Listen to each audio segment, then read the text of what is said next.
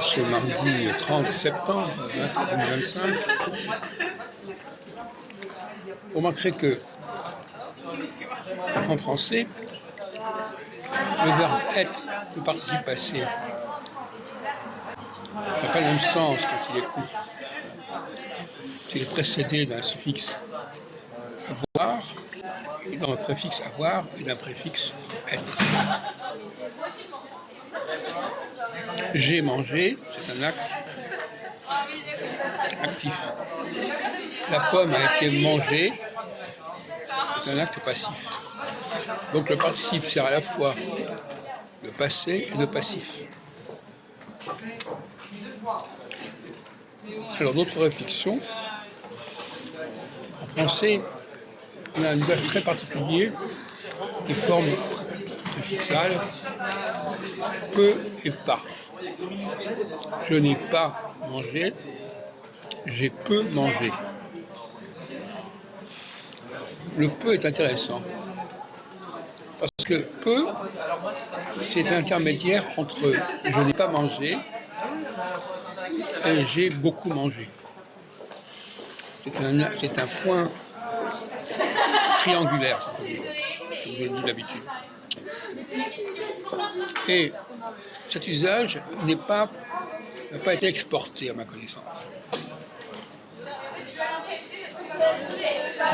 On n'a pas fait passer dans d'autres langues, comme on l'a fait pour d'autres langues, dans d'autres cas, avec les calques, etc. On n'a pas fait passer en dehors du français le pas et le peu. Mais alors, je terminerai aussi un cas très intéressant, c'est le pas très. Je n'ai pas très faim. C'est aussi quelque chose qui n'est pas évident en dehors du français. Enfin, c'est à vérifier.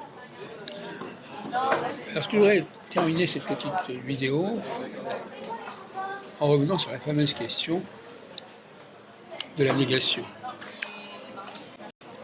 Alors, il y a deux façons de dire que deux façons de nier quelque chose, soit de faire précéder un préfixe négatif, improbable, impossible, ou bien de faire précéder une négation forte. Je ne veux pas.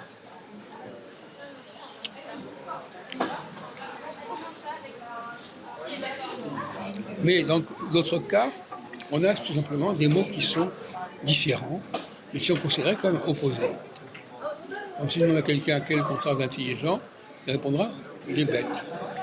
Mais bête n'a rien à voir avec le préfixe. Ne correspond pas à un préfixe qui va modifier le mot intelligent. Alors que si je dis possible, je dirais impossible.